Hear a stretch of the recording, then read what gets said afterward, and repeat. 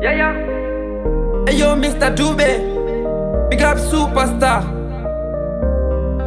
Yo la Joma, tekele, maita wani terere.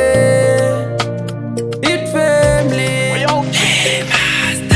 Panda kambo pinda murudo, mumwe yakasiya nditambudza. Ndakangenda mutrasta ndikamupa moyo wangu, bati yakandichemedza. Bati iwe itachifambe, kuti ndokuda harisidambe, kunyangwe zviome handikurambe. Baby ndoda uzive kuti ni handikusiye, kana ndakupa moyo wangu sazotamba nawo. Moyo wangu mutete, panyaya dzerudo ndiri muchete, ndikakupa moyo wangu sazotamba nawo. Baby ndoda uzive kuti ni handikusiye, kana ndakupa moyo wangu sazotamba nawo. Uripo wandakapaka uvhiringa, ndapota iwewe usauporonga, ukandisiya ndingavaviwa seturunga, zvingadhakwa zvinhu zvese zvandiri kuronga. Bebi ndiwe wandatemba, kubva January kusvika December, ndirape nerudo sachiremba, sandisiye ndakasvinura sedemba.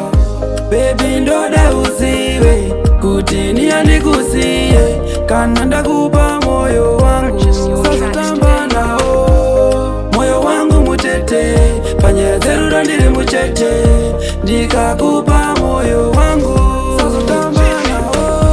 Baby ndoda uzive kuti ni handikusiye, kana ndakupa moyo wangu sazotamba nawo. Pandakambopinda murudo, mumwe yakasiya nditambudza. Ndakangenda mutrasta ndikamupa moyo wangu, bati yakandichemedza. Bati iwe itazvifambe, kuti ndokuda harisidambe, kunyangwe zviome handikurambe.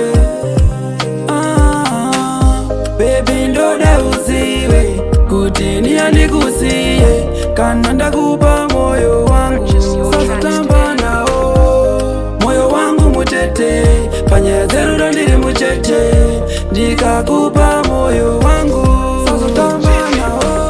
Baby ndoda uzive kuti ni handikusiye, kana ndakupa moyo wangu sazotamba nawo. Baby ndoda uzive kuti ni handikusiye, kana ndakupa